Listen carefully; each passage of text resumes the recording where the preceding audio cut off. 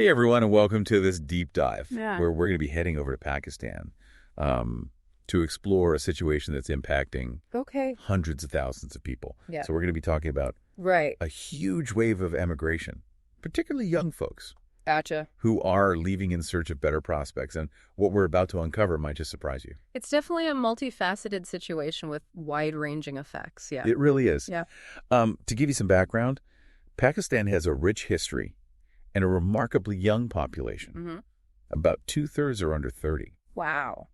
But lately, the country's been wrestling with some major economic turbulence, skyrocketing inflation, high unemployment rates, and even teetering on the brink of defaulting on loans. Oh, wow. This is putting immense pressure on many, especially the young and educated, Right. to look for a brighter future elsewhere. This phenomenon is what we often call brain drain, the loss of skilled individuals to other countries. Right. Think of it like a company losing its top engineers to a competitor. Right. Not good for business. Right. It's a major concern for any nation because it can significantly impact economic growth Yeah. and future potential. Our main source for this deep dive is a CNA article that shines a light on the urgency and scale of this exodus. And get this, over 800,000 Pakistanis Wow. have left the country each year for the past 2 years. Gosh. That's almost triple the rate from 2021. And to add to that, it's not just unskilled laborers looking for any work they can find. Right. Highly educated professionals are leaving too. Yeah. We're talking doctors, engineers, scientists. The very people who could contribute to Pakistan's development are choosing to build their careers elsewhere. It's a real dilemma for Pakistan. Yeah. To help us understand the human side of this story, the article introduces us to Suleiman Asghar, Okay. a 28-year-old shopkeeper trying to support a family of 9 on a monthly income of about 40,000 to 50,000 Pakistani rupees. That's roughly 143 to 180 US dollars. Wow. Just imagine trying to make ends meet with that, especially with a family that large. It really highlights the harsh economic realities many Pakistanis are grappling with. Right? Even with a job, affording basic necessities can be a daily struggle, Yeah. pushing many to seek opportunities beyond their borders. And then there's the story of Adil Sabil, a 25-year-old who journeyed all the way to Romania Wow. in search of work, only to be deported due to paperwork issues.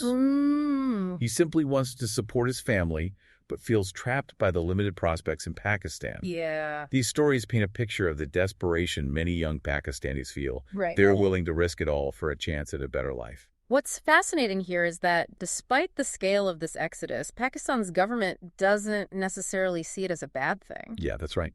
In fact, they view immigrants as a potential asset. Exactly. Their perspective is that immigrants send remittances back home, which can actually boost the economy. We're talking billions of dollars flowing back into the country. An advisor to the prime minister even told CNA that Pakistani immigrants are a strength for the nation. Wow. But he also admitted that the country's low economic growth compared to its rapidly increasing population is a major worry. Right. It's like they're trying to fill a bathtub with a teaspoon while the drain is wide open.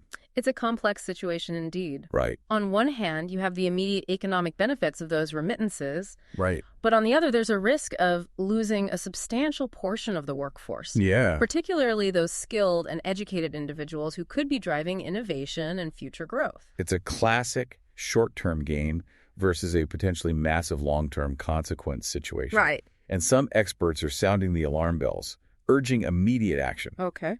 Dr. Farhad Asif, the president of the Institute of Peace and Diplomatic Studies, believes the situation is so critical that it calls for panicking rather than just worrying. It's certainly a strong statement, but it reflects the gravity of the situation. And it's not just about economics, There's a human cost to this brain drain as well. That's a really important point. Families are being separated, communities are losing their brightest minds, and a sense of hopelessness is settling in for many who feel they have no choice but to leave. It's like watching the foundation of a house crumble while everyone is focused on fixing a leaky roof. So how does Pakistan compare to other countries facing brain drain? Is there any historical data to shed light on this? Well, it's a global issue, and Pakistan isn't alone. In fact, countries like India and the Philippines have been grappling with this for decades. However, the speed and scale of Pakistan's current brain drain wave are particularly alarming. According to a World Bank report, if this trend continues, Pakistan could face a shortage of over 1 million skilled workers by 2030. This could cripple industries, stifle innovation, and hinder economic growth for years to come. Wow, those are some sobering statistics. It seems like Pakistan is at a crossroads. Is there any way to turn this brain drain into a brain gain? Make it work to their advantage? That's the million-dollar question. Some argue that emigration, even at this scale, could ultimately benefit Pakistan.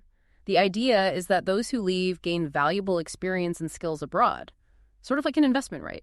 They could potentially return with new knowledge, resources, and connections that could help drive development back home. Right, like a boomerang effect. They go out, gain expertise, and come back to contribute. Exactly. We've seen this happen in other countries like South Korea and Taiwan, where returning immigrants played a key role in their economic transformations. However, it's not a guaranteed win. I can imagine. What are some of the challenges or risks involved? Well, for this to work, Pakistan needs to create an environment that's attractive for those who have left to return. They need opportunities to apply their skills, a supportive ecosystem for entrepreneurship, and a political climate that instills confidence. It's about rolling out the welcome mat and making it clear that their talents and contributions are valued. It sounds like a complex task, but not impossible. Definitely not impossible, but it requires a strategic approach. So where should they start? Addressing the root causes of this exodus is crucial. That means tackling economic instability, creating more job opportunities, and investing in education and healthcare. Investing in human capital. Building a strong foundation. Exactly. It also means fostering a political and social environment that encourages people to stay and contribute, making them feel like stakeholders in their nation's future. It's a long game, but the payoff could be enormous. This has been an eye-opening deep dive into a truly complex issue.